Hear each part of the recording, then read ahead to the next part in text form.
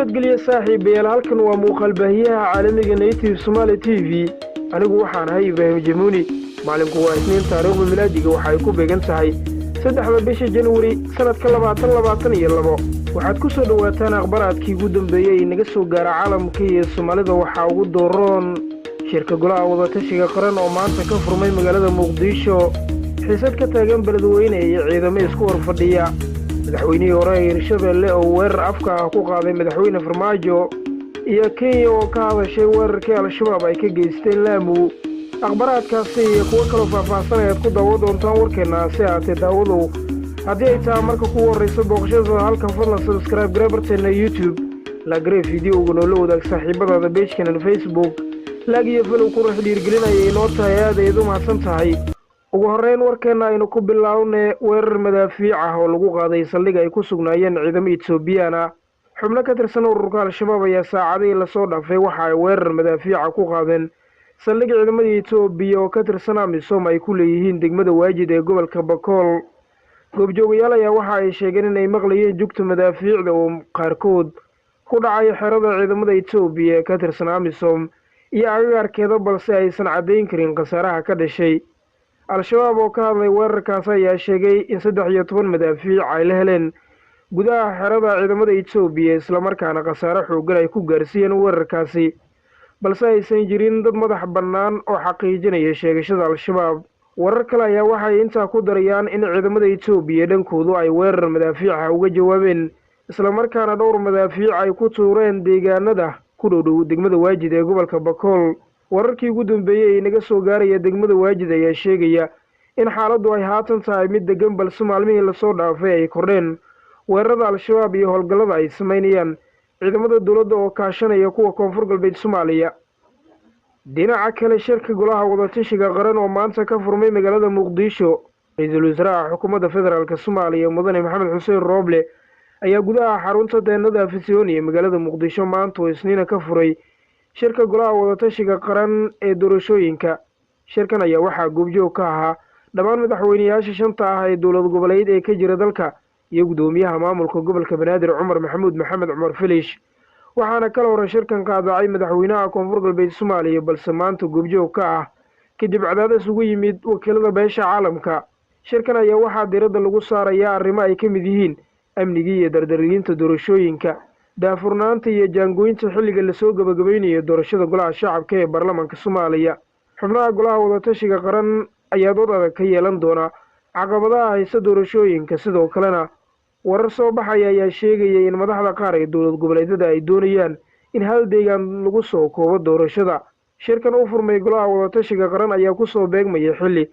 la soo gabagabeeyay doorashada aqalka sare sidoo kalena la doortay xubno ka mid ah golaha shacabka doorashadaasi oo dad badan ay aad cabasho badan kaga keeneen xiisad ka taagan magaalada beledweyne iyo ciidamada isu horfadhiya waxaa maanta xiisad dagaal oo u dhaxaysa ciidamada dawladda iyo kuwa Hirshabelle oo hal dhinac ah iyo kuwa la magac baxay badbaadi Hiiraan ay ka taagan tahay xaalfado ka tirsan magaalada beledweyne ee xarunta gobolka Hiiraan xiisadan ayaa ka dambeysay kadib markii shalay dagaal culus oo labada dhinac ku dhex maray deegaanka qowlad ee duleedka beledweyne balse ciidamada labada dhinac ay u soo wareegeen gudaha magaalada beledweyne ciidamadu uu hogaaminayay sargaal lagu magacaabo Nuur Dheere ayaa xalay soo galay magaalada beledweyne kuwa oo fariisin ka sameystay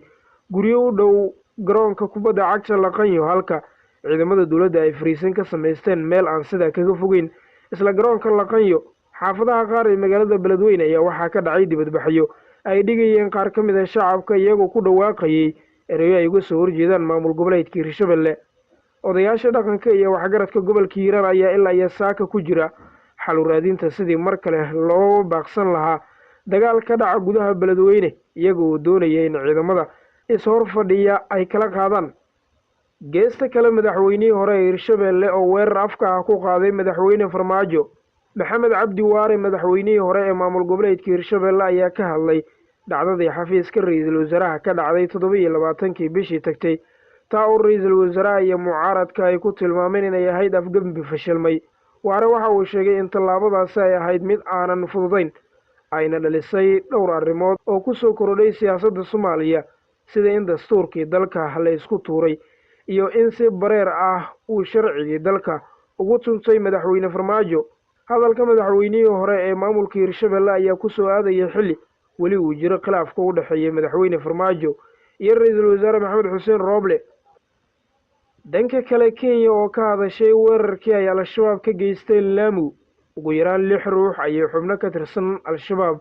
ku dileen deegaan xebeedka Lamu ee dalka Kenya, waxayna sidoo kale dab qabadsiiyeen xaafado halkaa ku yiilay. booliska ayaa sheegay in dagaalyahanadan aad u hubaysan ay weerar ku qaadeen